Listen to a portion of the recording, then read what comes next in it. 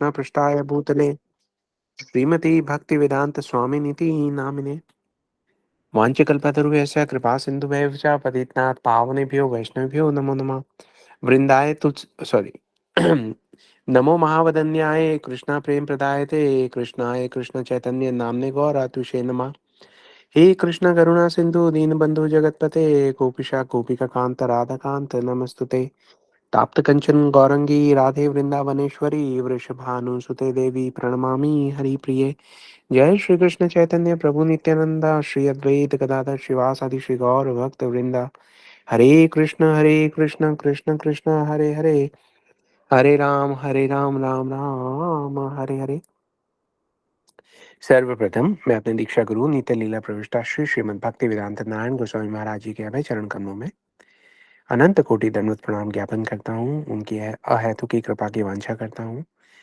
तत्पश्चात मेरे शिक्षा गुरु नित्य लीला प्रविष्टा श्री श्रीमद् भक्ति वेदांत स्वामी महाराज श्रीला प्रभुपाद उनके अभय चरण कमलों में अनंत कोटि दंडवत प्रणाम ज्ञापन करने के बाद उनके अहेतु की कृपा की वांछा करता हूँ। हमारे साथ जुड़े हुए सब वैष्णवियों के चरणों में यथा योग्य प्रणाम स्वीकार हो। आप सबका राम कथा के इस सेशन में बहुत बहुत स्वागत है। जैसा कि आप सब जानते हैं कि हम सब पिछले कुछ सत्रों से मिलजुल कर इकट्ठे हो गए हैं। महाराज दशरथ की सभा में जाकर हम बैठ गए हैं। जाग जाग कर देख रहे हैं हम कि वहां पे क्या हो रहा है।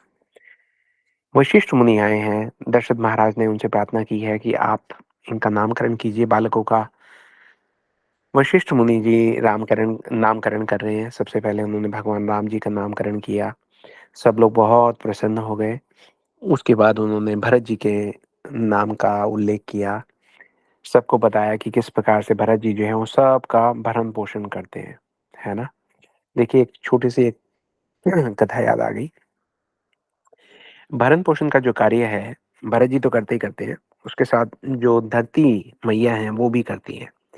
अब धरती मैया का एक और संबंध है हमारी राम कथा से। वो ये है कि हम ये मानते हैं कि जो सीता मैया है उनका जो जन्म है वो धरती से हुआ है। तो इस नाते से अगर देखा जाए तो वो सीता जी की माँ भी समझी जा सकती है धरती। अब ये जो धरती मैया हैं, भूदेवी हैं, पृथ्वी देवी हैं, ये सब लीला देखती हैं। ये देखती हैं कि क्या हो रहा है ना। जब राम जी के लिए वनवास मांगा जा रहा है तब भी धरती मैया जो है वो देख रही है कि क्या हो रहा है। जब भरत वापस आकर और उनका जो हृदय का जो क्रंदन है वो सबको हिला के रख देता है, उसे भी पृथ्वी देवी देख रही है ना।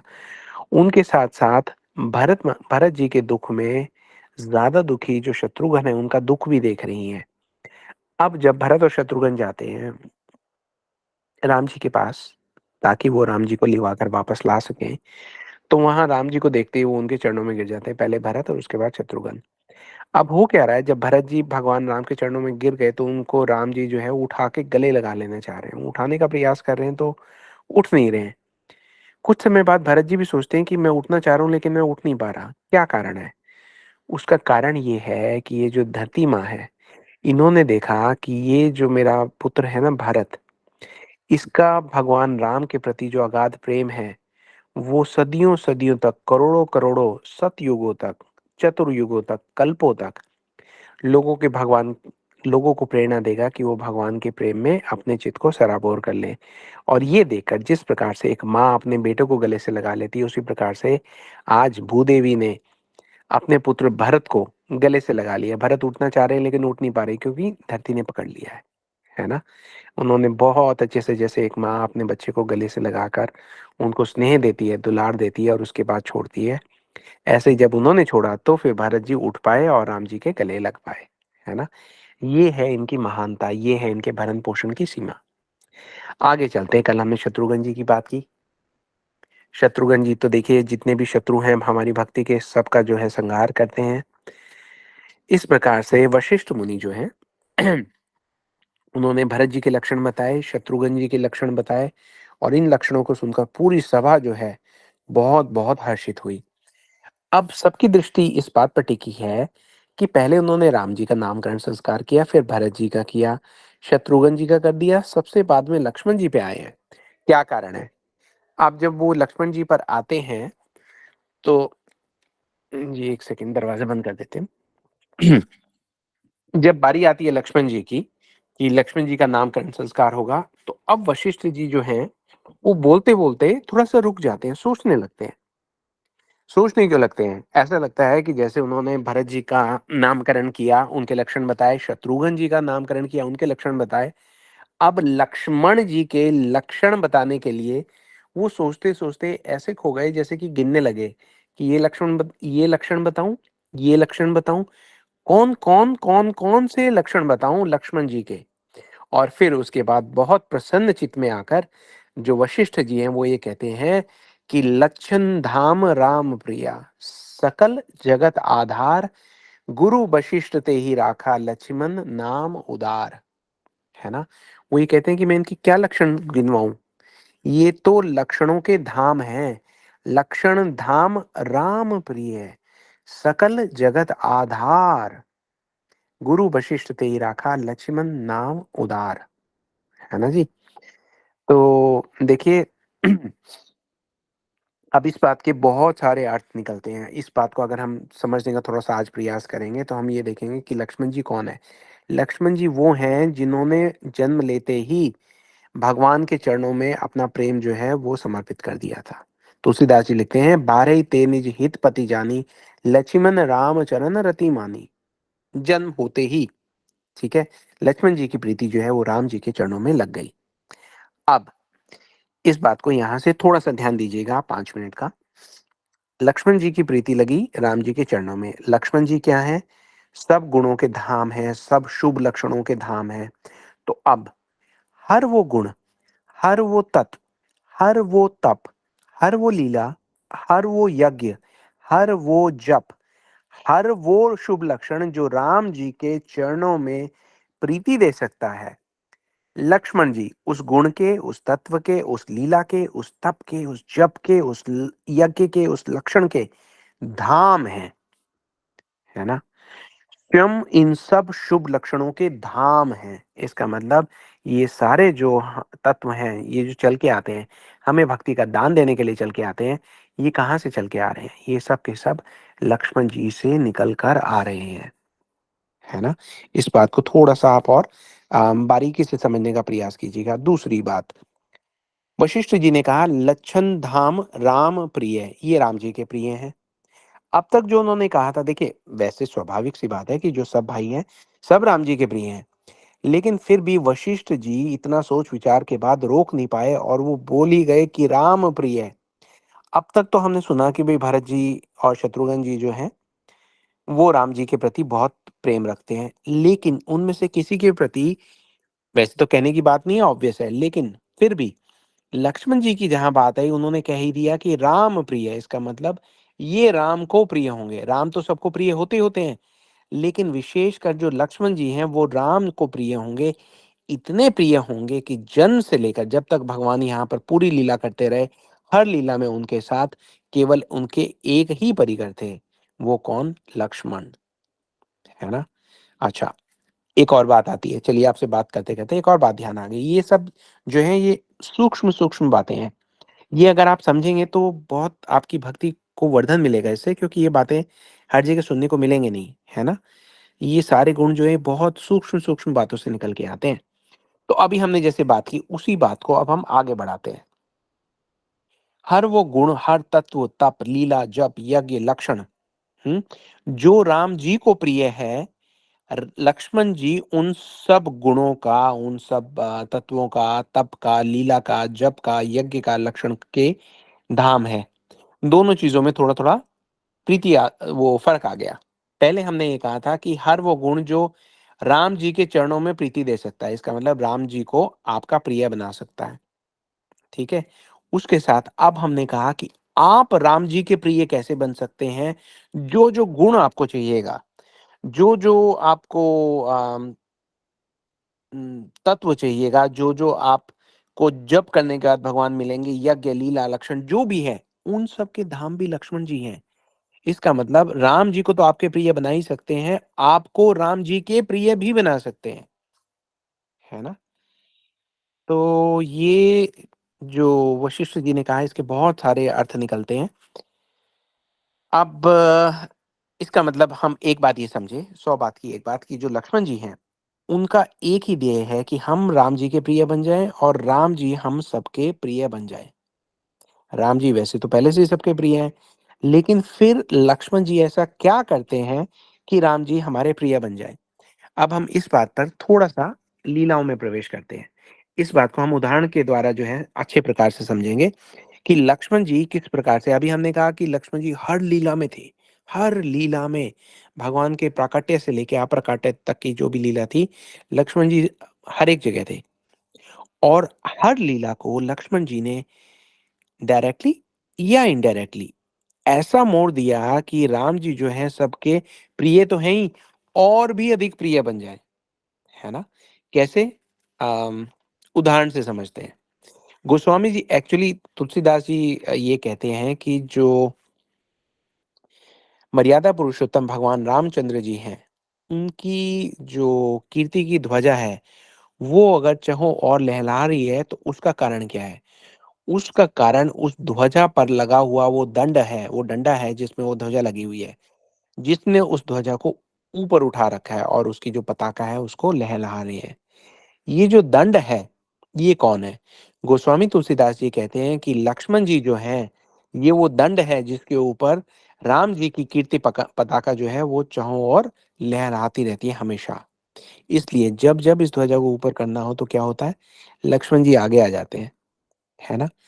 एग्ज़ाम्पल लेके देखते हैं। महाराज दशरथ, आप सब जानते हैं आगे जाके क्या होने वाला है, अभी आपको शॉर्ट में बता रहे हैं। महाराज दशरथ ने 2 वर दे दिए थे रानी को, कैकेयी जी को। कैकेयी जी ने वर माँग लिए। उनका ये कहना था कि राम जी जो है वनवास जाएँ, भरत के लिए राज्य मिल जाए। ये सूचना राम जी तक पहुँची, राम जी तैयार हो गए, बोले चलिए मैं वनवास चलता हूँ। अब सिनेरियो एक तो ये है कि उन्होंने कहा कि चलिए मैं वनवास चलता हूँ और वो वनवास जो है वो चले गए। दूसरा सिनेरियो जो एक्चुअली हुआ वो ये है कि लक्ष्मण जी प्रवेश किए। लक्ष्मण जी ने कहा इस लीला में मुझे भगवान की कीर्ति पताका को और भी ऊपर करना है। ऊपर तो है ही है, भगवान है ना, और भी ऊपर करना है। कैसे ऊपर करेंगे? वो वहाँ पे आते हैं और राम जी को ये कहते हैं कि भई हमें जो है पिता की इस आज्ञा का पालन करना ही नहीं है। सब लोग चौंक जाते हैं, है ना? सबको देखिए दुःख तो था, सब भौचक्के तो घूम रहे थे कि ये अचानक हुआ क्या? लेकिन ऐसी भाषा का प्रयोग कोई सोच भी नहीं सकता था जैसे लक्ष्मण वहाँ आके कह रहे हैं। अब सब लोग जो हैं वो सहम जाते हैं, मंत्रिमंडल के सदस्य भी खड़े हैं, परिवार के सदस्य, सब लोग हैं वहाँ पे तो। तो अब वहाँ पर उनके बीच में खड़े होके लक्ष्मण जी कह रहे हैं कि हमें इस आज्ञा का पालन करने की कोई आवश्यकता नहीं है ना? और फिर वो भगवान से कहते हैं कि आप तनिक भी चिंता मत कीजिए, आप यहाँ पे बैठिए, ये मैंने जो धनुष है, ये दिखावे के लिए नहीं पकड़ा हुआ, मैं अभी जाता हूँ। और चाहे वो अपने पिताजी के बारे में बात कर रहे हैं कि मुझे उनसे युद्ध ही क्यों ना करना पड़े, लेकिन आपको कोई कष्ट मैं नहीं होने दूँगा। अब सब लोग एक-दूसरे को देख रहे हैं कि ये क्या हुआ? ये तो किसी ने सोचा ही नहीं था, ये क्या बात बोल दी? वहाँ पर राम जी आगे आते हैं, लक्ष्मण जी को थोड़ा-सा वो समझाते हैं, जो भी आप जानते ही हैं बड़े भाई का छोटे भाई का जो संबंध होता है, और उनको बोलते हैं कि चुपचाप हमें आज्ञा का पालन करना है। लक्ष्मण जी अब वहाँ पर चुप हो जाते हैं और जो भगवान की कीर्ति, वैसे तो उसमें पहले भी कोई कमी नहीं थी, लेकिन अब इस बात के बाद 4 चाँद लग गए हैं। अब जब हम इसको ध्यान से देखेंगे तो हम समझेंगे कि ये 4 चाँद लगाने वाले जो हैं ये हमारे लक्ष्मण जी हैं। ऐसा क्यों कर रहे हैं वो? वो कौन है? देखिए लक्ष्मण जी जो हैं वो गुरु तत्व हैं, अखंड गुरु तत्व हैं। इसको किसी दिन हम स्ट्रक्चर की तरीके से समझेंगे तब तो हम और समझ पाएँगे कि उनकी क्या भूमिका है। वो आप ये समझिए स्वयं भगवान शेष का अवतार है ना? शेषनाग जिस प्रकार से पूरी सृष्टि को धारण किए बैठे हैं ना, तो इसी वजह से लक्ष्मण जी भी जो है सब गुणों को धारण किए बैठे हैं। सब भक्ति के शुभ लक्षणों को धारण किए बैठे हैं। एक अर्थ ये भी निकलता है कि सर्व लक्ष्मी संपन्ना इति लक्ष्मणा। तो लक्ष्मण जी के पास ऐसी कौन-सी संपत्ति है जिससे वो संपन्न है? उनके पास भगवान के प्रेम की, भगवान की सेवा की वो निधि है जिससे ये कहा गया है सर्व लक्ष्मी संपन्ना इति लक्ष्मणा, है ना? और आगे बढ़ते हैं। अब तक ये हमने समझ लिया कि वो अखंड गुरु तत्व हैं। एक प्रकार से समझिए कि जीवाचार्य हैं। आचार्य कौन होता है? आचार्य वो होता है जो अपने आचरण से हमारा मार्ग प्रशस्त करे, अपने उदाहरण के द्वारा हमें सिखाए कि हमें किस प्रकार से भगवान की सेवा करनी है। तो जीवाचारी का मतलब ये हुआ कि इस सृष्टि में हम लोग जो पतित जीव हैं यहाँ पर आ गए हैं और भगवान के प्रति हमारे मन में ज़रा सा भी लेश मात्र भी प्रेम नहीं है।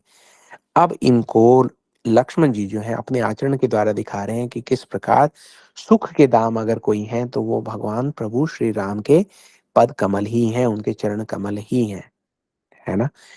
कई बार रोचक तरीके से, कई बार हमें हँसाकर, कई बार हमें रुलाकर, कई बार हमें उठाकर, किस्म-किस्म से वो हर जगह हमारा जो हृदय है, हमारे हृदय को उठाकर भगवान राम के चरणों में रखने में ही तत्पर रहते हैं। दूसरा किस्सा सुनिए, सीता स्वयंवर। महाराज जनक की जो है वो सभा लगी हुई है।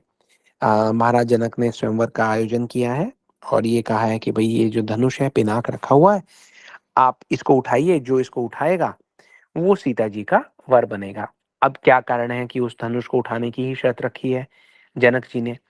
उसका कारण ये है कि ये जो धनुष था ये बहुत-बहुत भारी था, तो लोग उठा ही नहीं सकते थे।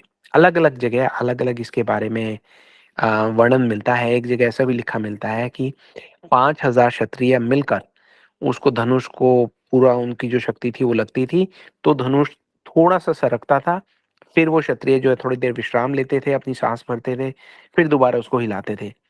तो एक बार की बात है कि सीता जी को कहा गया कि भई धनुष के आस-पास की सफाई कर दीजिए, क्योंकि जनक जी रोज़ उस धनुष को पुष्प चढ़ाने जाते थे। सीता जी वहाँ पे गई और सीता जी ने देखा कि दासियाँ जो रोज़ साफ-सफाई करती हैं, लगता है धनुष के नीचे से ठीक से साफ नहीं करती। अब वो छोटी-सी सीता जी को ये नहीं पता था कि ये धनुष तो बहुत हैवी है, इस सृष्टि में कोई उठा नहीं सकता। उन्होंने इस बात पे ध्यान नहीं दिया, उन्होंने बाएँ हाथ से, अपने उल्टे हाथ से उसको धनुष को उठाया, उसके नीचे का सब साफ-सफाई कर दी, उसको वापस रखा और पुष्प वहाँ पे रख के आ गई। अब जनक जी ने जब देखा कि ये तो किसी ने धनुष के नीचे से साफ-सफाई कर दी, ऐसा तो सदियों से, पीढ़ियों से कभी नहीं हुआ, ये कैसे हो गया? उन्होंने थोड़ा इधर-उधर पूछताछ की, तो पता लगा ये तो सीता जी ने कर दिया। अब जनक जी सोचने लगे कि ये जो मेरी पुत्री है, छोटी-सी गुड़िया, ये इतनी शक्ति की स्वामिनी है, तो इनको पति जो है वो भी उसी योग्य वर मिलना चाहिए जिसके पास इतनी शक्ति हो जो इस धनुष को उठा सके। इसलिए उन्होंने स्वयंवर का आयोजन किया। वहाँ पर सब लोग आ गए और किसी से वो हिला ही नहीं हिलता जैसे। पहले तो वो इतना भारी और दूसरा धरती मैया ने वो पकड़ के रखा है, क्योंकि सीता जी तो उनकी पुत्री हैं, तो जो वर उनको पसंद आएगा, वही वर सीता जी को पसंद आएगा और वही वर उस धनुष को उठा पाएगा और कोई तो उठा भी नहीं पाएगा। अब राम जी जो है वो वहाँ पहुँचे हैं विश्वामित्र जी के साथ, लक्ष्मण जी साथ में हैं, बैठे हुए हैं, उनको आसन दिया गया है, पूरा स्वागत-सत्कार हुआ है, उनको आदरपूर्वक बिठाया गया है, लेकिन वो बैठकर सब देख रहे हैं। अब उन्होंने तो भाग लिया नहीं, बाकी जिन्होंने भाग लिया उनसे धनुष हिल भी नहीं रहा। जनक जी जो हैं वो बहुत दुखी होते हैं, वो आगे आते हैं और वो ये कहते हैं कि क्या ये धरती वीरों से खाली हो गई है ना? अब जब ये बात सुनते हैं, तो लक्ष्मण जी आगे बढ़ के झाँक के देखते हैं कि भई गुरुजी जो है वो राम जी को भेज क्यों नहीं रहे आगे? तो जनक जी कहते हैं कि आज मुझे विश्वास हो गया कि यहाँ पे इस सभा में जो है कोई ऐसा वीर नहीं है जो इस धनुष को उठा सके। तो अब फिर आगे बढ़कर देखते हैं कि भाई गुरुजी कर क्या रहे हैं, राम भैया को भेज क्यों नहीं रहे। जनक जी कहते हैं मुझे तो ऐसा लगता है कि यहाँ पे कोई योग्य वर है ही नहीं सीता जी के लिए। अब लक्ष्मण जी ये कहते हैं कि छोड़ो गुरुजी को, अरे भाई ओरिजिनल गुरु तो मैं ही हूँ, क्योंकि अखंड गुरु तत्व तो लक्ष्मण जी ही है ना। तो वो ये कहते हैं कि मैं ही जीवाचार्य हूँ। गुरुजी को थोड़ी देर के लिए छोड़ देते हैं, खड़े हो जाते हैं, उठ जाते हैं और लग उनको जनक जी को बोलते हैं। हुँ? कहते हैं, "हे जनक।" अब वो कहते हैं, "अरे! ये तो छोटा-सा मतलब कुमार हैं और जनक जी काफ़ी वृद्ध हैं, उनके प्रति ऐसी इस प्रकार से संबोधन?" वो ये कहते हैं हाँ, सभा के बीच में पहुँच जाते हैं और वो ये कहते हैं, "हे जनक, आपको ये नहीं पता कि जिस सभा में रघुकुल के कुमार बैठे हों और विशेषकर मेरे भैया भगवान रामचंद्र बैठे हों, है ना?" सब देखने लगे कि इनके भैया कौन है? इतने सारे हज़ारों जो राजा आए हुए थे, उन्होंने देखा कौन है भैया? सबकी निगाह गई राम जी पे। अच्छा, फिर निगाह वापस गई लक्ष्मण जी पे। तो वहाँ लक्ष्मण जी ये कह रहे हैं कि यहाँ पर मेरे भैया बैठे हैं और आपने ये क्या धनुष धनुष लगा रखा है? ये क्या है धनुष? है ना? मेरे भैया तो इसको इशारे से ही इसको उठाकर उड़ा दें। कौन भैया? बोले वो भैया वो जो वहाँ बैठे हैं। है ना? और वो ये कहते हैं कि आप कह रहे हैं कि ये किसी से उठाया नहीं जा रहा? अरे अगर मेरे भैया मुझे आज्ञा दें, फिर भैया? तो मैं इसको ऐसे उठा के तोड़ दूँ जैसे कोई बगीचे में जाके पुष्प को तोड़ के ले आता है। तो बोले और ये तो कुछ भी नहीं है, जिस धरती पे रखी हुई है ना, इस धरती को मैं गेंद की तरह उठाकर और भागा-भागा जो है दूसरे ब्रह्मांड में जाकर चक्कर लगाकर वापस भी आ जाऊँ, अगर मेरे भैया कहें तो। सब लोग फिर गर्दन घुमा रहे हैं मेरे भैया, सबकी गर्दनें घूम रही हैं और बार-बार लक्ष्मण जी जो है वो गुरु जी को देखे जा रहे हैं कि मैं आपको याद दिला रहा हूँ, मेरे भैया यहाँ बैठे हैं, मेरे भैया यहाँ बैठे हैं, मेरे भैया यहाँ बैठे हैं। समय आ गया है भैया की कीर्ति पताका फहराने का। तो फिर विश्वामित्र जी कहते हैं कि हे राम, आप कृपा करके उठिए और इस धनुष का भंजन कीजिए। वो वाली पूरी की पूरी लीला आप जानते हैं, इसलिए मैं उसमें पूरा नहीं जाऊँगा। लेकिन हम ये देखते हैं कि किस प्रकार से लक्ष्मण जी जिस लीला में प्रवेश करते हैं, उसका पूरा का पूरा जो ये कहा जाए कि कितना उसको रोचक बना देते हैं। अब इसके बाद इसी में से याद आया कि जब वो धनुष भंजन हो जाता है, तो फिर क्या होता है जो सीता और राम जी का अब जयमाला होनी है, सीता जी जो है वो माला लेकर आगे आती हैं। अब माला लेकर वो आ जाती है, राम जी जो है वो वहाँ पे खड़े हुए हैं। अब राम जी हमारे जो हैं वो थोड़े ऊँचे हैं, सीता मैया जो हैं, किशोरी जी वो थोड़ी छोटी हैं। तो अब वो ये सोच रही हैं कि भई मैं इनको जयमाला कैसे पहनाऊँ? सब कुछ आ रही हैं, अपना वो मुँह उठाकर देख भी नहीं पा रही, है ना? देखिए ये संकोच है, ये श्रृंगार है ना, एक भूषण है हमारे संस्कृति का। तो अब राम जी भी झिझक रहे हैं, वो बोले कि अब मैं कैसे झुकूँ? और सीता जी कह रही हैं कि मैं माला कैसे पहनाऊँ? सीता जी कौन है? सीता जी स्वयं भक्ति देवी हैं, राम जी तो भगवान हैं। अब भक्ति देवी को कोई भी परेशानी आएगी, तो फिर जो गुरु वर्ग हैं, जो जीवाचारी हैं लक्ष्मण जी, वो देख नहीं पाएँगे। भक्ति के सामने आने वाली हर मुश्किल को दूर करना उन्हीं का कार्य है। अब वो क्या करते हैं, भाग के आते हैं और राम जी के चरणों में झुककर प्रणाम करने लगते हैं। कहते हैं, "भैया आशीर्वाद दीजिए।" राम जी सोचते हैं, इनको क्या हुआ? यहाँ जयमाला चल रही है, ये यहाँ बीच में आशीर्वाद देने क्यों आ गए? तो वो कहते हैं, "लक्ष्मण तुम्हें क्या हो गया है?" वो कहते हैं, "भैया कुछ नहीं हुआ, आप मुझे आशीर्वाद दीजिए।" अब राम जी जो है झुक कर उनको आशीर्वाद देने के लिए, उनको उठाने के लिए झुकते हैं।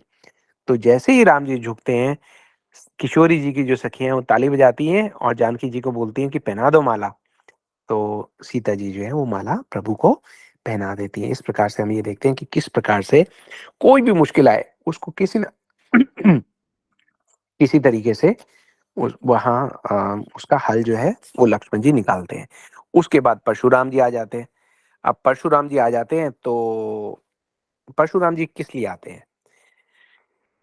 जब जयमाला हो जाती है तो वहाँ पर बहुत सारे जो राजा हैं जिनसे वो धनुष हिला भी नहीं था, वो सारे के सारे अब जो हैं वो ईर्ष्यालु हो गए हैं, है ना?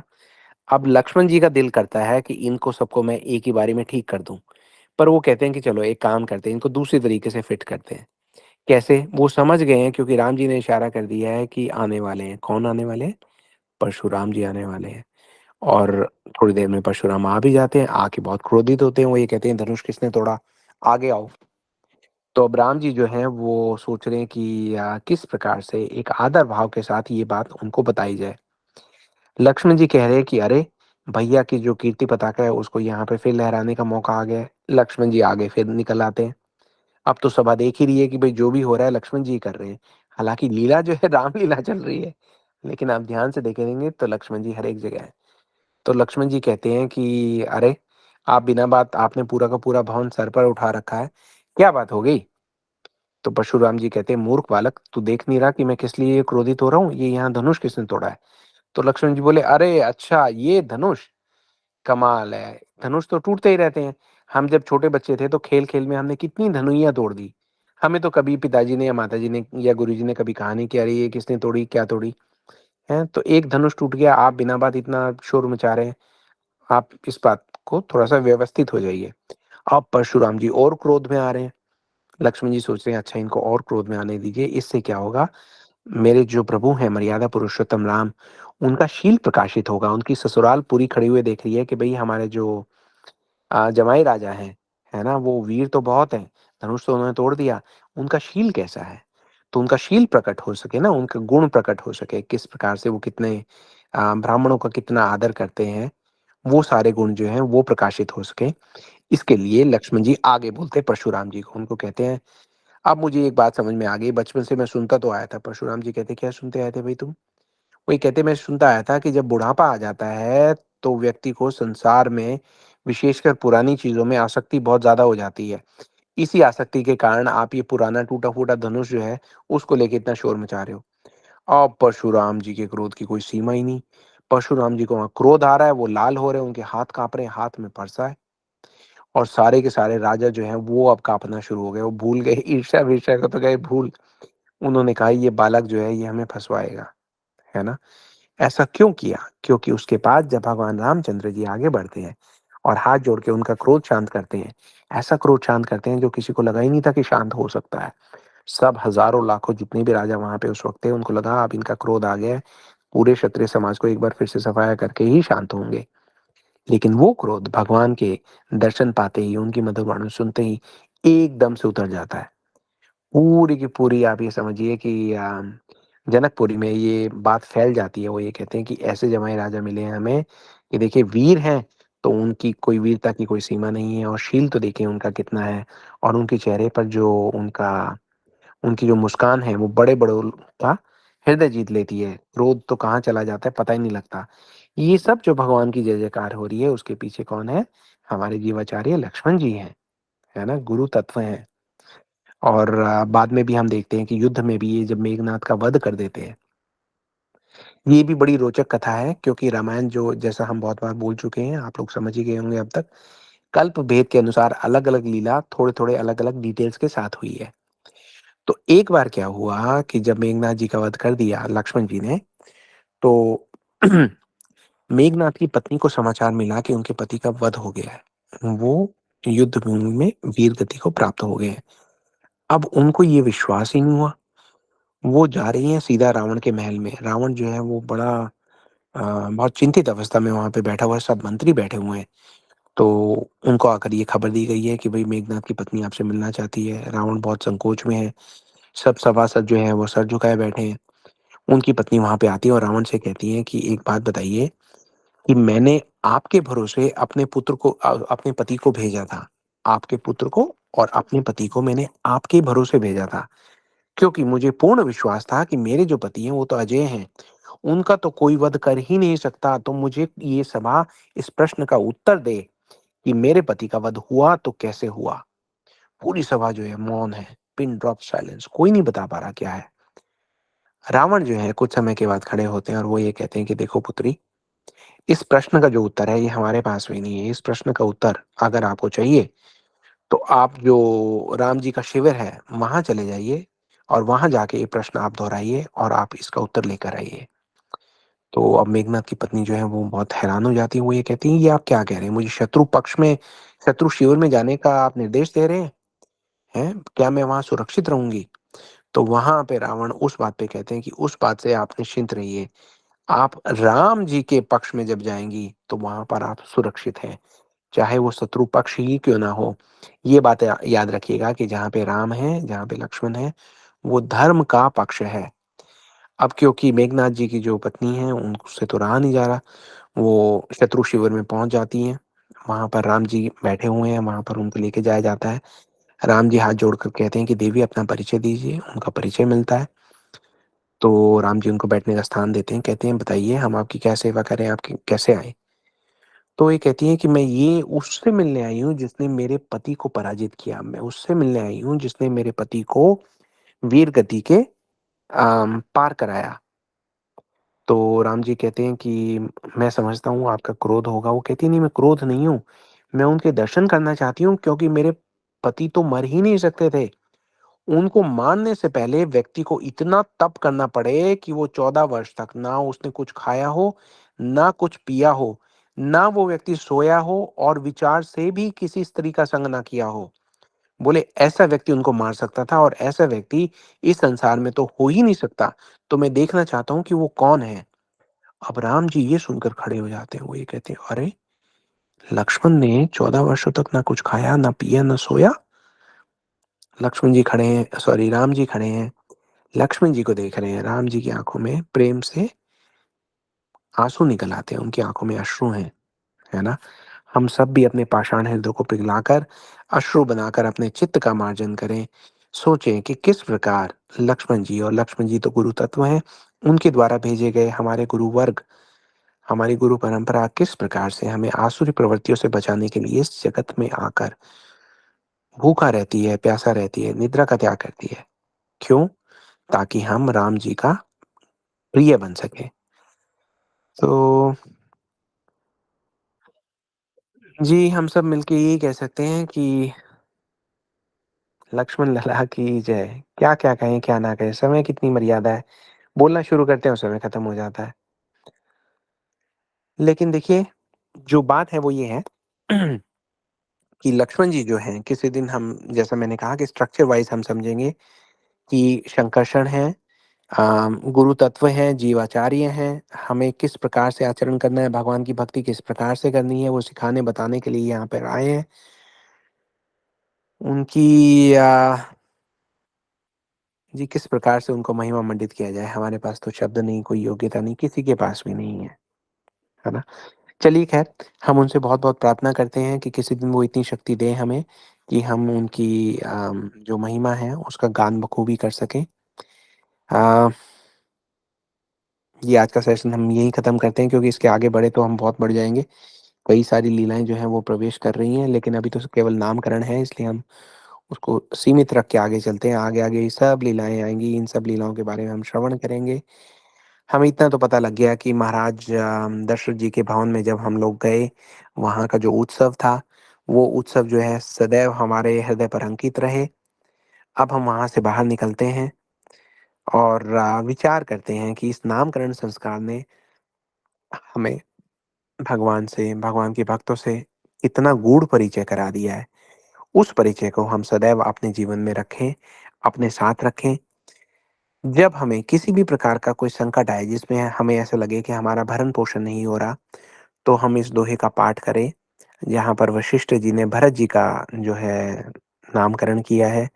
अगर हमें लगे कि हमारे शत्रु जो हैं वो हमें परेशान कर रहे हैं, तो हम शत्रुघ्न जी का जो नामकरण किया है वशिष्ठ जी ने, उसका पाठ करें और जब हमें लगे कि हमें भगवान राम के प्रिय बनना है, तो हम वो सब जो है लक्षण हैं उनकी खोज में निकलें जो हमें भगवान राम का प्रिय बना सकते हैं।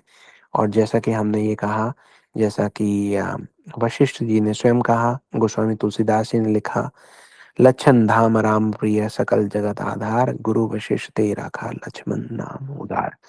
बहुत उदार नाम है लक्ष्मण जी का। वो हमारी रक्षा करेंगे, भगवान का हमें प्रिय बनाएँगे, हमारे जन्म को सफल बनाएँगे।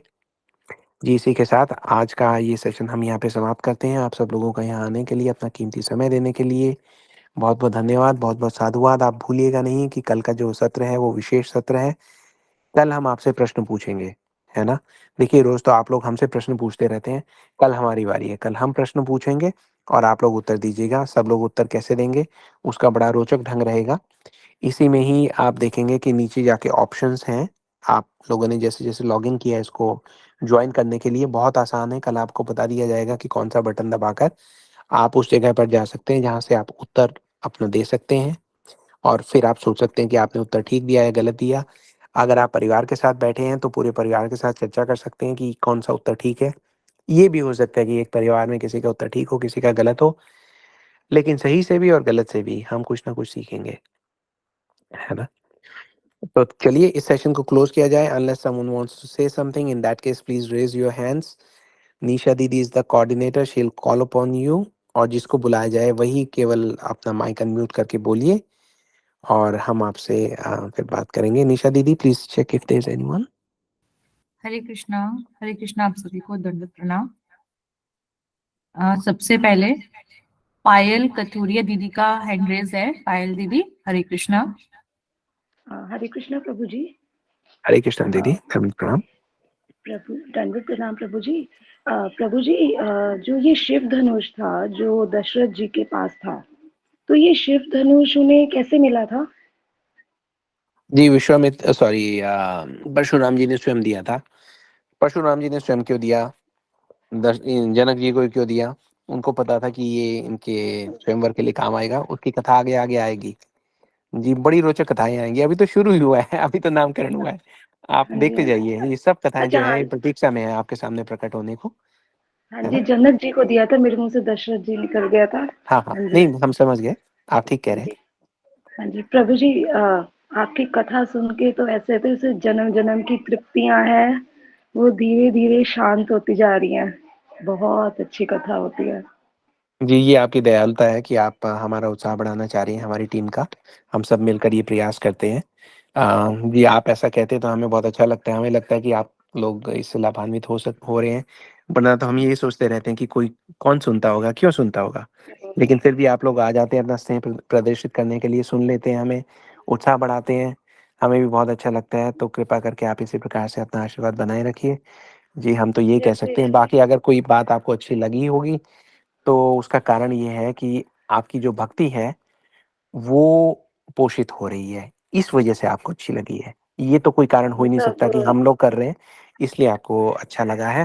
तो ऐसे भक्तों की सेवा ये करने तो का सब जो हमारे, हाँ जी जी, जी, ये तो सब प्रभु जी हमारे गुरु वैष्णवों की कृपा है, नहीं तो उनके बस, बगैर तो हम बस, कुछ भी नहीं कर सकते। आज हम बस, जहाँ बस, सुन बस। रहे हैं, कहाँ हम तो इतने मतलब पापी हैं, मतलब कितने पाप करते हैं इतना, फिर भी हमको देखो कितनी अच्छी कथा सुनने को मिल रही है। ये सब हमारे गुरु और वैष्णवों की कृपा है। जी, बिल्कुल, बिल्कुल, इसमें कोई शक नहीं है। जी, जी जी प्रभु जी। जी, कई हरे बार तो कृष्ण। हमें विश्वास नहीं आता कि भई हाँ जी हमारे जैसा व्यक्ति कैसे ऐसा हो सकता है कि देखिए ये कृपा के ही लक्षण है। अभी लक्षणों की बात की थी ना, ये भी एक लक्षण है। किस प्रकार से हम भगवान के प्रिय बन सकते हैं और किस प्रकार से भगवान हमारे प्रिय बन सकते हैं। जब हम कथा सुनते हैं, तो हम देखते हैं कि भगवान जो है हमें ऐसा लगता है कि हमारे अपने ही हैं, है ना? जी जिनकी बात कर रहे हैं हमें ऐसा लगता है हमारे अपने ही हैं। ऐसा लगता है हम उन्हीं के साथ खड़े हुए हैं, हमारे आगे ये सब सारी चीज़ें हो रही हैं। तो इसका जी मतलब वो हमारे इतने प्रिय बन चुके हैं। और क्योंकि हम ये कथाएँ सुन पा रहे हैं और जैसा आपने बिल्कुल ठीक कहा, you hit the nail on the head कि इसका मतलब ये है कि गुरुवर की कृपा हम तक पहुँच रही है। अगर वो कृपा हम तक पहुँच रही है, इसका मतलब ये है कि हम भगवान के प्रिय भी बन रहे हैं। तो दोनों चीज़ें जो हैं वो हमें प्राप्त हो पा रही है। इसीलिए कई बार विश्वास नहीं होता कि हमारा सौभाग्य इतना कैसे हो सकता है कि ये सब सारा जो है ये हमें मिल रहा है। लेकिन ठीक है, जी इसी को तो कहते हैं कि अहेतु की कृपा। वही मिल तो रही है। है, लिए जा रहे हैं हम। बहुत अच्छा। जी जी प्रभु जी। जी, ठीक है जी। हरे ठीक है कृष्ण दीदी। प्रभु जी। हरे कृष्णा। हरे कृष्णा। संध्या दीदी, आपका हैंड रेस था। हाँ जी दीदी। हरे कृष्णा दीदी प्रभु जी, दंडवत प्रणाम। हरे कृष्णा दीदी, दंडवत प्रणाम। प्रभु जी, मेरे को बस एक ही प्रश्न था कि जैसे परशुराम जी वो भी मतलब अवतार ही है और राम जी भी उस समय है, तो ये जी। ऐसे दो उस समय हो सकते हैं एक साथ? हाँ, वाह! कल हमने सुना ना, इसके आप कल की क्लास में थी ना, हमने सुनिए, बात मैंने की। वो मैं रोज सुनती हूँ। हाँ, हाँ, हाँ। जी, नहीं, बहुत बढ़िया करते हैं आप।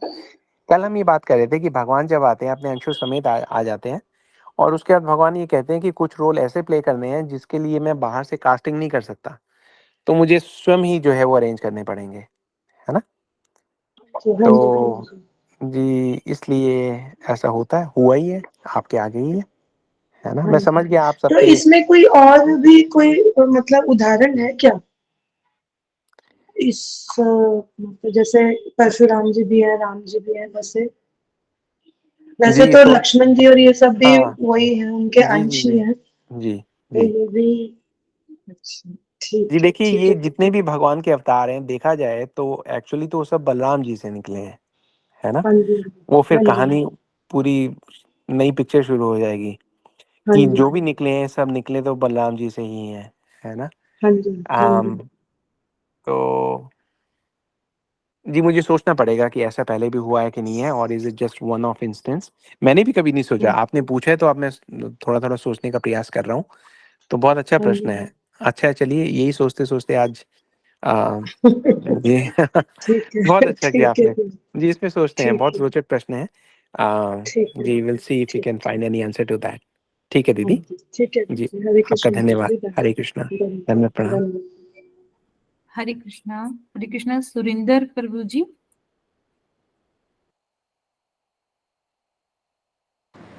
हरे कृष्णा। दंडवत प्रणाम प्रभु जी, दंडवत प्रणाम। धन्यवाद प्रणाम प्रभु जी, कैसे हैं आप? थैंक यू, अच्छे हैं सब। Thank you for the opportunity once again. Thank hmm, you. प्रश्न ये है प्रभु जी, कल आपने थोड़ा सा टच किया था कि स्वरूपनाथा को शत्रुघ्न जी ने कुछ दंड दिया था या उनको कुछ सबक सिखाया था, वो कंप्लीट नहीं हुआ या मेरे से मिस हो गया, थोड़ा उस पर रिपीट कर देंगे, क्या था वो टॉपिक? जी प्रभु जी, कल हमने एक्चुअली ना वो थोड़ी सी ऑडियो क्वालिटी कई बार प्रभु जी ब्रेक हो जाती है नेटवर्क इश्यू की वजह से। तो हम ये कह रहे थे कि शूर्पणखा की बात नहीं की थी, कल हमने मंथरा की बात की थी कि मंथरा को दंडित सॉरी किया गया सॉरी था। सॉरी, ओ सॉरी, हाँ, हाँ, ओके शूर्पणखा तो अभी आएगा वो वाला जो ओके है ओके। लीला। वो कई बार जी नेटवर्क जी की वजह से ऐसा हो जाता है कि आपको ठीक से सुनाई ना दिया हो प्रभु जी। आज भी थोड़ा जहाँ पे निशा दीदी जहाँ से होस्ट कर रही हैं, पता नहीं कैसे कर रही हैं, वहाँ तो बड़ी बारिश हो रही है, लाइट नहीं है, लेकिन ये भी इनकी लीला भी अपरंपार है, कुछ ना कुछ करके सेशन को जोड़ ही देती है, चाहे कोई भी मामला हो। नहीं प्रभु जी, अभी फिलहाल लाइट आ रही है। एक्चुअली जी प्रॉब्लम उसका नहीं है, वो आ जाता है, बट ना वो जब वाईफाई रीस्टार्ट होता है ना, तब बस थोड़ा सा कनेक्शन वो रीस्टोर होने में टाइम लगता है। जी, पता नहीं क्या रिस्टोर हुआ क्या नहीं हुआ, हम तो मजे में बैठे हैं, आपने जो करना है करो, हमें जी कथा में प्रभु कोई जी, प्रॉब्लम नहीं है, फिर हम तो ये जानते हैं आपकी वजह से। ठीक है प्रभु जी, कहा मुझे तो वो आपने फोन से भी हो मंथरा ही जाती था। है। जी ठीक है कहा तो आपने सुरेंद्र प्रभु जी। हाँ जी, जी जी, तो आप कुछ कह मंथरा रहे का, थे। मंथरा जी के बारे में बता रहे थे कुछ आप। उनको पनिशमेंट दी थी उन्होंने या कुछ? हाँ जी, शत्रुघ्न। क्योंकि मंत्रा जी में वो सारे गुण हैं जो हम कल बात कर रहे थे ना, कि ये शठ रिपु हैं, हमारे शत्रु हैं, जी है ना, काम क्रोध लोभ मोह मद मत्सर्य। तो क्योंकि ये हमारे शत्रु हैं, ये उनमें आए। शत्रुघ्न जी थोड़े टाइम के लिए दूर गए थे ना। देखिए लीला है जी प्रभु जी, जी आप ये सारी चीजें you know so much more than I do, लेकिन इसको एक रोचक तरीके से प्रस्तुति के लिए सब सारा जो सीक्वेंस बनता है लीला क्रम में वो ऐसा बनता है कि शत्रुघ्न जी गए तो शत्रु जो है वो घुसा है, क्योंकि शत्रुघ्न जी तो थे नहीं। अब वैसे तो भगवान स्वयं है, लक्ष्मण जी हैं, तो ऐसे थोड़ा शत्रु घुसा है, लेकिन एक समझने के लिए, ताकि वो बात हमें याद रहे, है ना। और जी जैसे ही शत्रुघ्न वापस आए तो वो कहते हैं कि अरे मैं क्या गया थोड़ी देर के लिए, शत्रु यहाँ घुसा है, शत्रुओं को दंडित करने लगते हैं। तो उन्होंने उनको दंडित किया, उनकी, ऐसा सुना है कि उनकी पिटाई भी की। और अभी तो और भी काफी पिटाई करने वाले थे, भरत जी ने रोक लिया कि नहीं नहीं रहने दीजिए आप, स्त्री हैं, रघुकुल के जो लोग हैं स्त्रियों पर हाथ नहीं उठाते।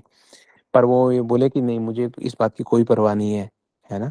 उनको दुख ये है कि इनकी वजह से राम जी तो गए गए, भाभी भी गई, लक्ष्मण भैया भी चले गए, और उनको सबसे बड़ा दुख ये है, बोले कि आपके ऊपर लांछन लग रहे हैं, भरत जी भी लांछन लग रहे हैं कि उन्होंने राम जी को वन भेज दिया, शत्रुघ्न जी से रुक नहीं रहा, है ना।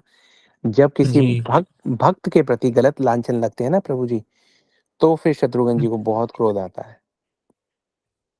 ओके। हम्म। जी जी जी, थैंक यू वेरी मच। मैं ये देख रहा था कि एक्ट ऑफ पनिशमेंट क्या थी, आई क्योंकि पिटाई की थी प्रभु जी उनकी।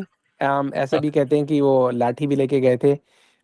उनकी वो जो कुब निकली हुई थी उसको भी मारा था, उससे संबंधित भी एक दो कथाएं हैं। फिर उसके बाद एक बार तो उन्होंने एक बैच में पिटाई कर दी उनकी।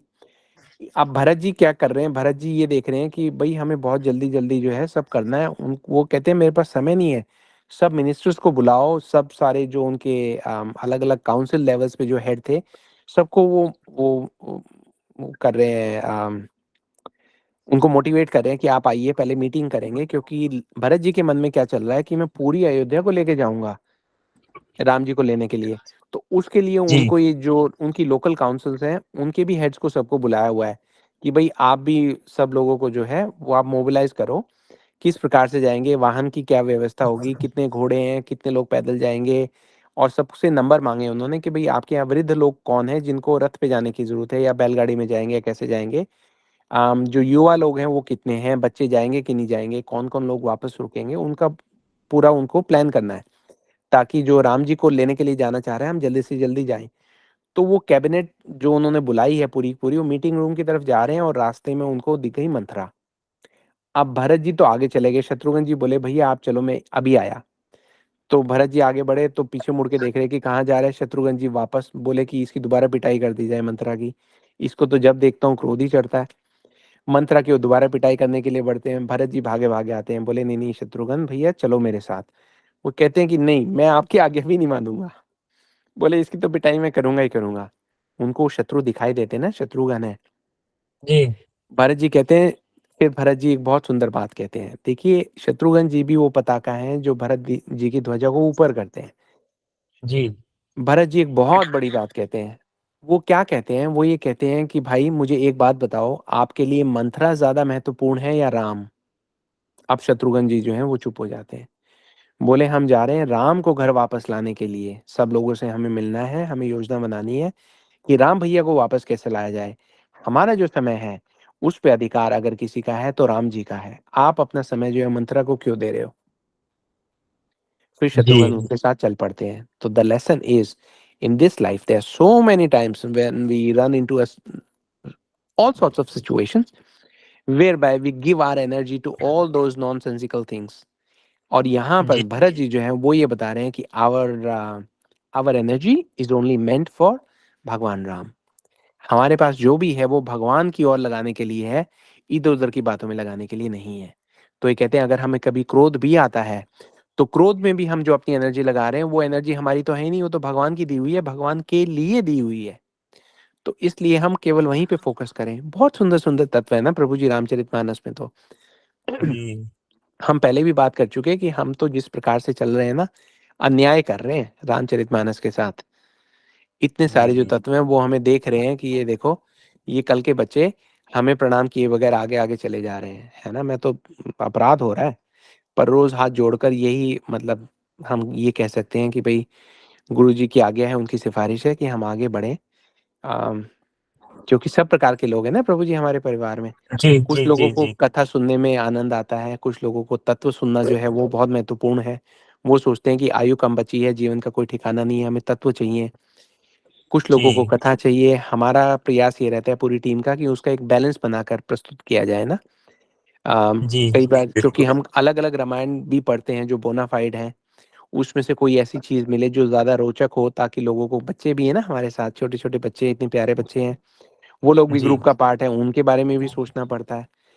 तो जी कई बार हम सफल होते हैं, कई बार विफल होते हैं प्रभु जी वो बैलेंस बनाने में। जी लेकिन चलिए धीरे धीरे जैसे जैसे गुरु जी जिस तत्व को ठीक समझेंगे उसको वो प्रकट करवाते जाएंगे, है ना। जी जी ठीक है प्रभु जी। प्रभु जब राम जी जब वन से वापस आए थे वनवास से, तो मंथरा थी उधर? जी जी मंथरा को माफ कर दिया था, उसके बारे में भी एक छोटी सी कथा है। अच्छा। हाँ राम ओके। जी, प्रभु जी वही बात आ गई ना, आपने भी क्या किया राम जी का शील ऊपर करने के लिए, आप भी डंडा बनने की तैयारी में है। ये सारे जो प्रश्न है ये राम जी का कितना मतलब सारा जो भी किया राम जी ने कहा कोई बात नहीं, सबको क्षमा है ना। जो उनकी शरण में आ गया वो बच गया। हनुमान ने तो ये भी कहा था रावण को, तू भी शरण में आ जा भाई, तू भी बच जाएगा। लेकिन रावण सोच रहा है अरे मैं यार ऊपर से भेजा हूँ, मुझे रोल दिया है रावण का, है ना, मुझे भी प्रभु की जो वो पताका है उसको ऊपर करना है। तो मैं पूरी उसका सृष्टि का भी डॉन बन के बैठा हूँ, जब भगवान आएंगे मुझे मारेंगे तो सोचो भगवान की कितनी जय जयकार होगी। कहता नहीं ऐसे जाऊंगा तो फिर बोरिंग हो जाएगा, लोग कहेंगे ये कोई ये क्या बात हुई। तो जी प्रत्येक व्यक्ति जो है प्रभु जी इसी तरीके से घूम रहे हैं यहाँ पे। भगवान की जय जयकार हमें सीधी सीधी समझ में नहीं आती, भगवान लीला करते हैं तो हमारा जो, जैसा मैंने कहा पाषाण हृदय जो है वो भी मजबूर हो जाता है भगवान की जय जयकार करने के लिए ना। इसलिए इतनी जी मधुर जी मधुर लीलाएं करते हैं प्रभु जी। आप सब ने ये सब सुना हुआ है पहले, बहुत बार सुना हुआ है, लेकिन लीलाओं का माधुर्य ऐसा है कि बार बार सुनो तो भी हर बार कुछ नया दिखता है। आपको छोड़िए, मैं बोल रहा हूँ तो बोलते बोलते मुझे लगता है ये क्या बोल दिया, ये मैंने कैसे बोल दिया, ये तो मेरे लिए खुद ही नया था, बोलने वाले के लिए नया है प्रभु जी। जी जी ये जी ये जी। ये कथाओं का जादू है प्रभु जी, ये भगवान की कृपा थैंक की यू। शक्ति है। ठीक है प्रभु जी। थैंक यू वेरी मच प्रभु, थैंक धन्यवाद। यू, थैंक हरे कृष्णा प्रभु थैंक जी। यू। हरे कृष्णा, दंडवत प्रणाम। दंडवत प्रणाम। हरे कृष्णा। गुंजन दीदी हरे कृष्णा। अनंत कोटि दंडवत प्रणाम प्रभु जी। हरे कृष्णा। प्रभु जी जी हरे कृष्णा दीदी। मैं आपको बहुत हार्दिक रूप से धन्यवाद करना चाहती हूँ। अनंत अनंत कोटि धन्यवाद। इतनी रोचक कथाएं और सबसे बड़ी बात कि बहुत भावों से आप कहते हैं, ऐसा लगता है कि सामने ही फ्लैश हो रही हैं सब चीज़ें। तो बहुत बहुत बहुत धन्यवाद है आपका। God bless you always. अनंत कोटि दंडवत प्रणाम प्रभु जी। जी धन्यवाद दीदी, थैंक यू। सुन के जैसा हमने कहा कि हमारा उत्साह बढ़ता है, लेकिन सारी बात यही है कि आप लोगों की जो भक्ति है वो डिजर्व करती है सब सारी कथाएं सुनना। और by chance, by the arrangement of the Providence, it just happen so कि हमारी टीम वो सेवा कर रही है जिससे आप तक वो कथाएं पहुंच रही हैं। इसमें हमारा कोई श्रेय नहीं है। जैसे मैंने कहा, अगर आपको कोई भी बात अच्छी लगती है तो आपके द्वारा दिया हुआ जितना भी आदर है वो हम अपने गुरु जी के चरणों में रखते हैं। अगर कोई कमी रह गई है तो वो कमी हमारी है, उसके लिए आप अपने स्नेह से, अपनी गाइडेंस के द्वारा हमें बताते रहिए ताकि वो कमियां हम दूर करें और अपनी सेवा को सुचारू रूप से आगे चला सकें। जी यही कह सकते हैं। थैंक यू आपका यहाँ आने के लिए, हमारा उत्साह बढ़ाने के लिए। हरे कृष्ण दीदी। हरे कृष्णा। व्रज ईश्वर दास प्रभु जी। हरे कृष्ण, दंडवत प्रणाम प्रभु जी। हरे कृष्ण प्रभु जी, दंडवत सभी प्रणाम। उपस्थित वैष्णवी सभी को दंडवत प्रणाम।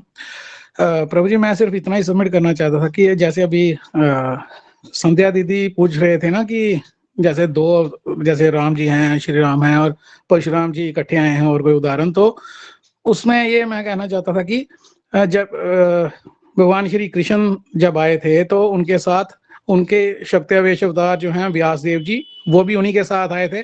और श्री नारद मुनि वो श्री राम जी के टाइम पे भी हैं और हमारे जो भगवान श्री कृष्ण है उनके टाइम पे भी, तो दो इकट्ठे, मतलब ये एग्जांपल थी उनकी मेरे हिसाब से। यही कहना चाहता था प्रभु जी।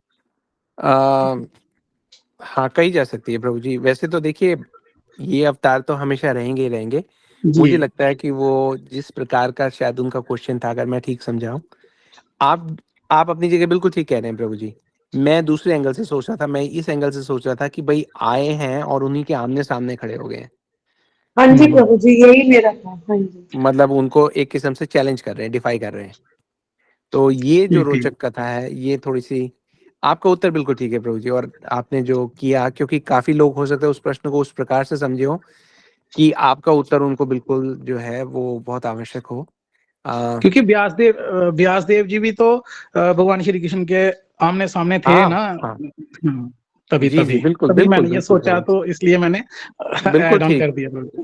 हरे बिल्कुल कृष्ण ठीक प्रभु जी। समझा प्रभु जी। और अच्छा हुआ आपने बोला, क्योंकि मेरे जैसा मूड व्यक्ति तो सोच भी नहीं पा रहा था उस तरफ। मेरा तो दिमाग एक तरफ चलना शुरू हो गया ना। तो आपने जो किया नहीं प्रभु प्रभु जी, जी, आप उससे ऐसा नहीं है। नहीं नहीं, एक प्रकार का प्रभु जी आपने लोगों का डाउट दूर करने में एक बहुत हेल्प की है ना। तो बहुत अच्छा है प्रभु जी, ठीक है आपका प्रभु जी। धन्यवाद। हरे कृष्ण, थैंक यू दंडवत प्रभु जी। प्रणाम प्रभु जी। हरे कृष्णा, दंडवत प्रणाम। हरे कृष्ण।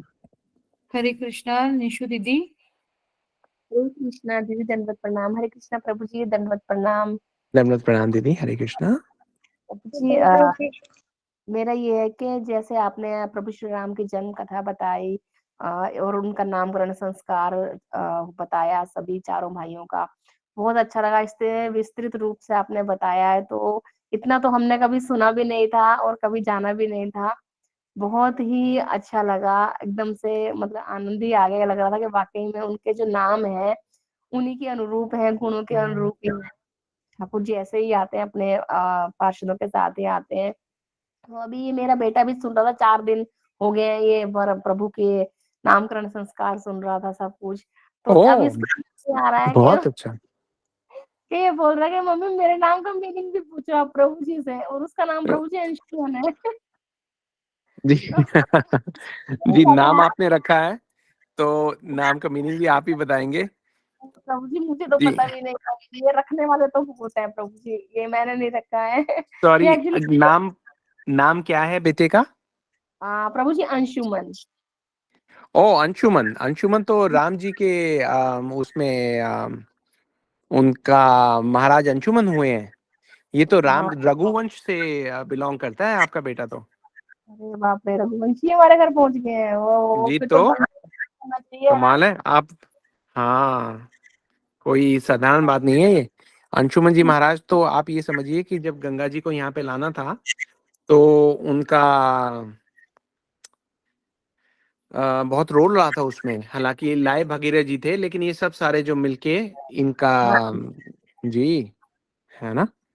हाँ जी, जी, हाँ जी। तो ये तो एक ये सब सारे किस्म के, देखिए भगवान का अंश तो मैं कहने वाला था, लेकिन देखा जाए तो अंशुमन का मतलब भी यही हुआ ना, अंश और मन, हाँ हाँ जी, है ना। जी, हाँ जी, तो जो हमारा मन है उसका एक भाग समझिए, उसका एक अंश समझिए, एक पार्टिकल समझिए ना। हाँ जी। जी जी तो अंशुमन तो बहुत अच्छा है। तो हम हाँ मन जी, से जब भगवान भगवान का ध्यान करते हैं और तो हम समझ पाते हैं कि हम जो है भगवान का अंश है। और भगवान तो जी भगवत गीता में कहते भी है ना, ममैव वंशे जीवलोके जीवभूत सनातना। तो बहुत बढ़िया है। तो रघुवंशी नाम है आपके। हाँ जी प्रभु जी, है तो रघुवंशी नाम, लेकिन हरकतें रघुवंशियों वाली नहीं है ना।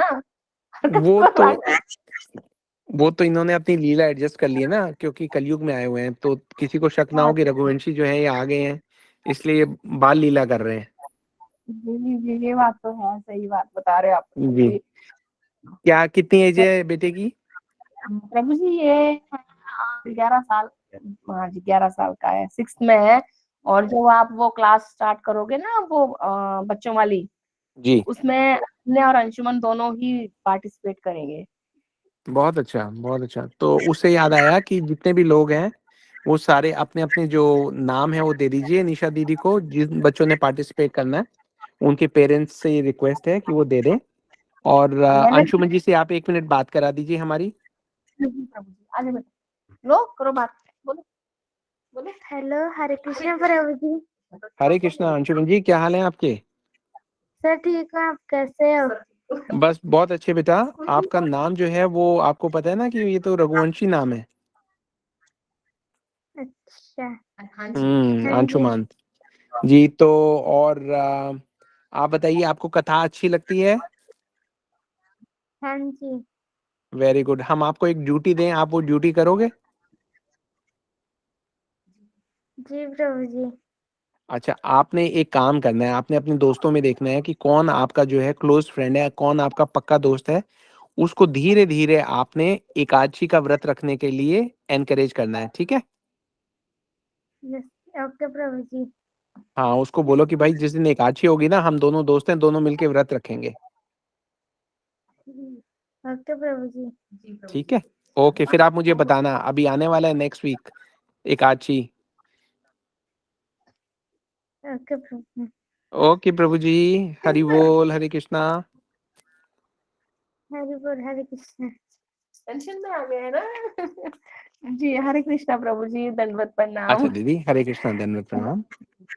धन्यवाद प्रभु जी, हरे कृष्णा, हरि बोल। आप हरि इसी बोल तरह से प्रभु जी कथा करते रहोगे तो पूरी फैमिली एक साथ बैठ जाती है, अच्छा लगता है। ऐसे तो बैठ जी, ही नहीं बहुत पाते। अच्छा है। जी, हाँ जी। बहुत अच्छा है। जी जी प्रभु जी, हरे कृष्ण, हरे हरि कृष्ण, बोल, दंडवत प्रणाम। धन्यवाद, प्रणाम, हरि बोल। हरे कृष्णा। अच्युत प्रिया दीदी, हरे कृष्णा। प्रभु जी हरे कृष्णा, धन्यवाद प्रणाम दीदी, धन्यवाद धन्यवाद, प्रणाम दीदी। प्रभु जी आपने बताया ना कि बच्चों से कि एकादशी व्रत करें। प्रभु जी तो सब बड़ों के लिए भी लागू होता है ना ये नियम, हम लोग जी भी होगा। जी होगा क्या, जब बच्चे रखेंगे ना तो बड़े अपने आप रखना शुरू हो जाएंगे। आपको पता है कि मैकडोनल्ड का जो बिजनेस है पूरे वर्ल्ड में सबसे फास्ट ग्रोइंग है।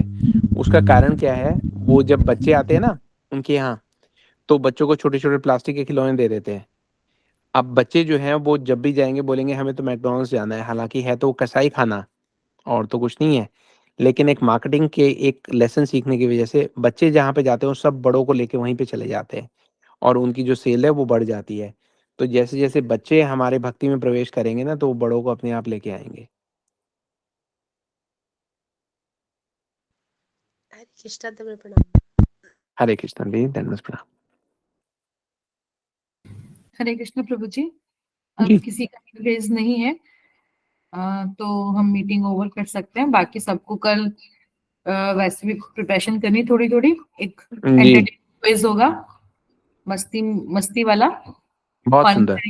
फन वाला। और उसमें हम ऑनलाइन ही यहीं पे सेशन में ही क्विज करेंगे। आपको उसमें कोई भी ऐसा कोई कंपटीशन नहीं है, ये जस्ट एक नॉलेजेबल सेशन है। तो बहुत इजी क्वेश्चंस हम रखेंगे उसके लिए। तो आप सब कल सेशन जरूर अटेंड करिएगा।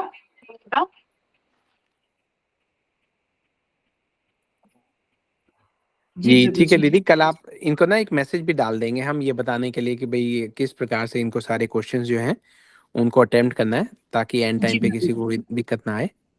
ठीक है, ओके दीदी, हरे कृष्णा। कल दोबारा आप हरे सब लोगों कृष्ण। से भेंट होती है, तब तक के लिए आगे दीजिए। हरे कृष्ण जय श्री प्रभु राम, जय जी, श्री राधे। राधे राधे।